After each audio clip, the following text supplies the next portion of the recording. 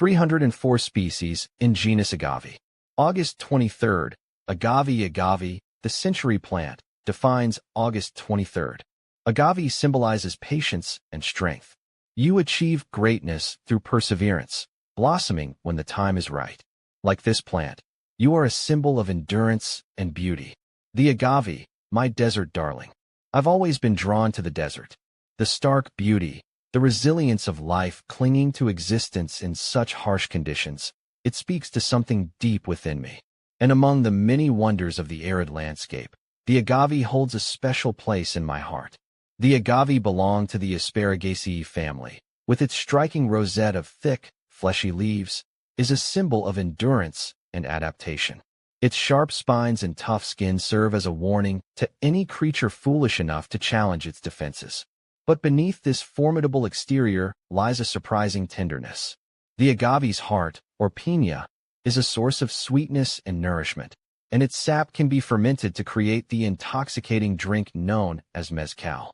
For centuries, the agave has been an integral part of human cultures in the Americas. Its fibers were used to make rope and clothing, its leaves were used for thatching roofs, and its sap was used to make soap and medicine. And of course, the agave is perhaps best known for its role in the production of tequila, a spirit that has become synonymous with Mexican culture. But the agave is more than just a utilitarian plant. It is also a source of beauty and wonder. Its towering flower stalks, which can reach heights of over 30 feet, are a sight to behold. And the agave's diverse forms and colors, from the deep green of the agave americana to the silvery blue of the agave perii, add a touch of artistry to the desert landscape. Agave, a diverse genus. The agave genus is a large and diverse one, with over 300 recognized species. These species vary widely in size, shape, and color, and they are found in a variety of habitats, from the deserts of Mexico to the mountains of the Andes. See full list at monsterholic.com. Is agave a cactus? Agave and cacti definitely look similar with their spiky leaves and desert vibes, so I get why people confuse them. But I learned that agave is actually its own thing, a type of succulent. To me, all those sharp, geometric succulent leaves are really the signature difference. I remember seeing some giant agaves at the botanical gardens, and they were impressive.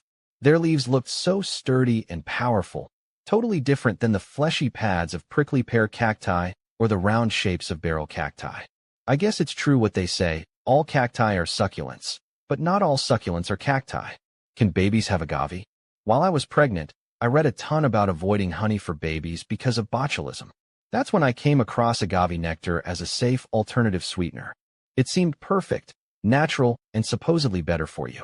But after talking to my pediatrician, I learned it's not quite that simple. Sure, agave is safe from a botulism standpoint, but it's still high in sugar. My doctor convinced me breast milk and formula have all the sweetness my baby needs in that first year. Plus, introducing too much sugar early can set picky eating habits down the line. So, for me, agave wasn't on the menu for my little one. What does agave taste like? Agave has a distinct sweetness that I find a bit cleaner and less intense than honey. There's a subtle neutral flavor to it that makes it versatile and great for things where you don't want the honey flavor to overpower the recipe. I remember the first time I tried it in my morning tea, a simple switch from my usual honey. The sweetness was a touch lighter, which let the other flavors of the tea really shine through. I find myself using agave a lot in cocktails too. It dissolves quickly and blends perfectly. What is agave wine? I haven't tried many agave wines, but it always makes me think of my trip to Mexico a few years back. On a whim, I ordered a sampler of a few different ones at a little bar in Sayulita. Unlike tequila, they actually felt kind of light and refreshing, especially because it was a hot day. The ones I tasted had a sweet, almost honey-like flavor, and definitely had a bit of tequila's distinct grassy notes in the background. If you're used to typical grape-based wine, it'll taste pretty unique. Does agave go bad? Unfortunately, yeah, agave can go bad over time. I had a half-full bottle in my cabinet that I completely forgot about, and when I went to use it a year later it had gotten cloudy and developed an off-putting smell. The taste was totally off too. It's a shame, but sometimes things get lost in the back of the pantry. I usually check the dates on bottles and try to be more mindful about using up sweeteners, especially since they don't last forever. Can dogs have agave? Honestly, I wouldn't give my dog agave. While not as dangerous as some artificial sweeteners, it's still not great for them. Agave is really high in sugar, which they don't need. We all know dogs will try to eat anything, so I'm always careful to keep sugary stuff out of reach. A tiny amount won't hurt them immediately, but I think keeping my pup's diet simple and mostly natural is the best way to go. Is agave keto? Sadly, agave isn't a great choice for keto. I was on the keto diet for a while, and you really have to pay attention to the type of sweeteners you use. Agave sounds healthy and natural, but it's incredibly high in fructose, which goes against the whole low-carb goal of keto. I did miss some sweetness while on the diet, so I mostly stuck with sweeteners like stevia or monk fruit extract. Those give you that sweet taste without the carb spike. Is agave vegan? Agave itself is vegan, as it comes directly from the agave plant. It's a good alternative for vegans because it's a natural sweetener with a taste close to honey. However, I do want to mention that there's some controversy around the large-scale harvesting of agave plants for sweeteners. Some sources say it can be harmful to bat populations that rely on the agave for pollination. So, while the sweetener itself is vegan, its production methods are something to think about if you're concerned with broader environmental impacts. Where to buy agave nectar? Where to buy agave nectar depends a bit on where I'm at. Usually, I'll find it easily in the baking aisle of most big grocery stores, along with other sweeteners like honey and maple syrup.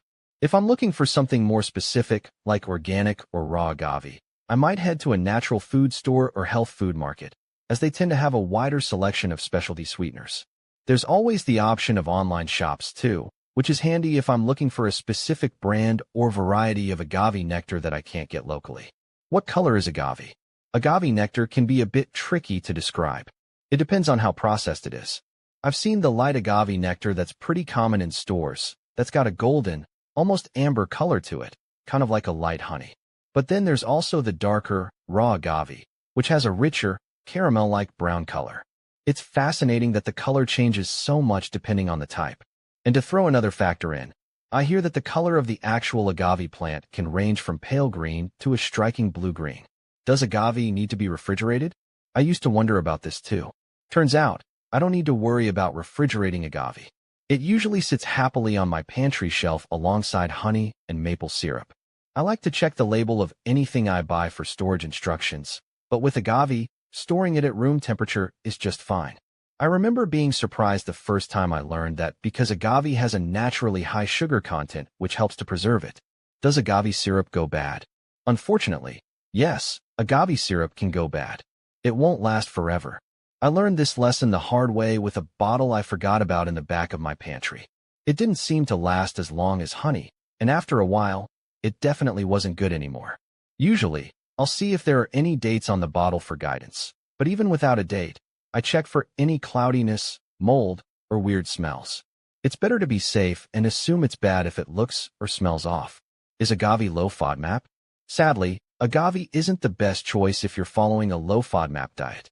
I've looked into this because I have a friend with IBS, and agave is high in fructose, which can be tough on digestion for those who are sensitive to FODMAPs. It's frustrating because it seems like a natural alternative, but it can end up causing more trouble than it's worth. Apparently, tiny amounts are okay according to the Monash University guidelines, but it's definitely not something you can use as a regular sweetener on a low FODMAP plan. Is agave gluten-free? Yes, agave itself is naturally gluten-free as it comes from the agave plant.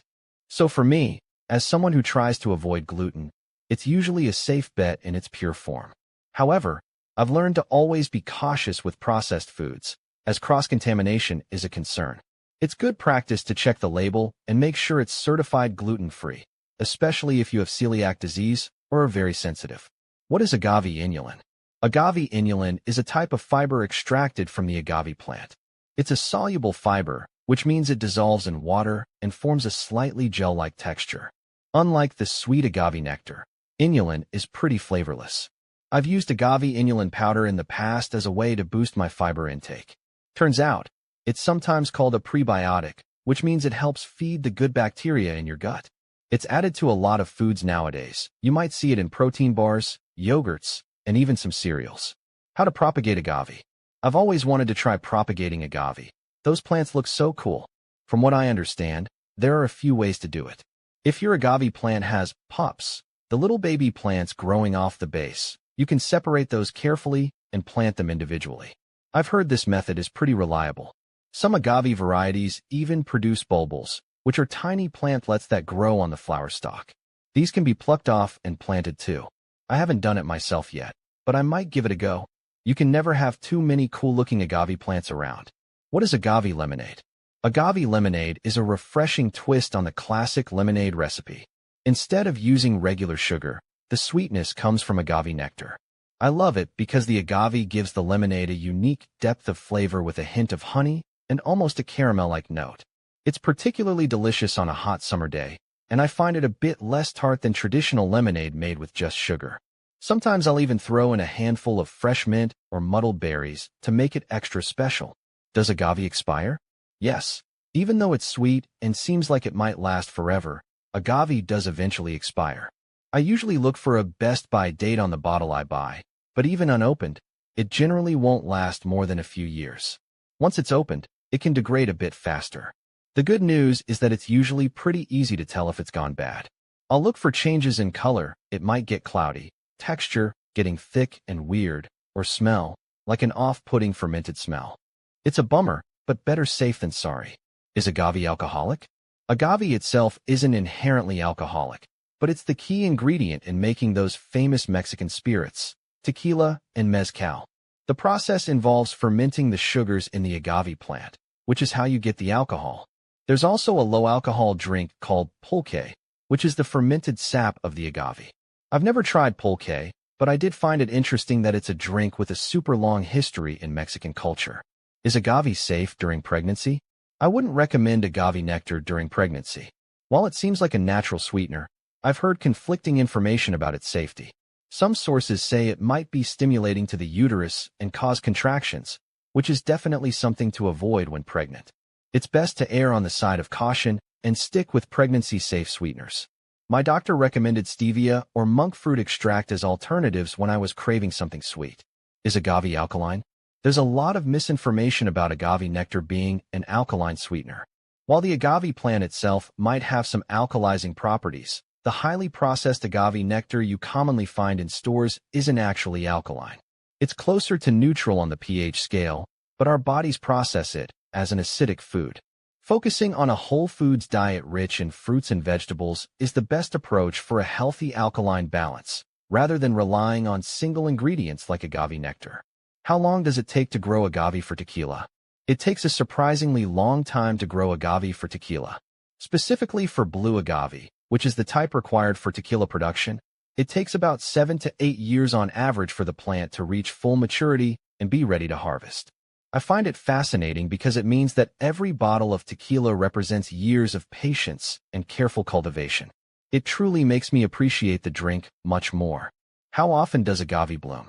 Agaves are unique in that they bloom only once in their lifetime. This is why they're sometimes called century plants, even though the time to bloom varies a bit depending on the species. Some take a decade or two, others might take even longer. Once they flower, they put all their energy into this dramatic bloom, produce seeds, and then sadly, the plant dies. It's a bittersweet ending, but luckily, they often leave behind pups, little baby agaves, to carry on the legacy.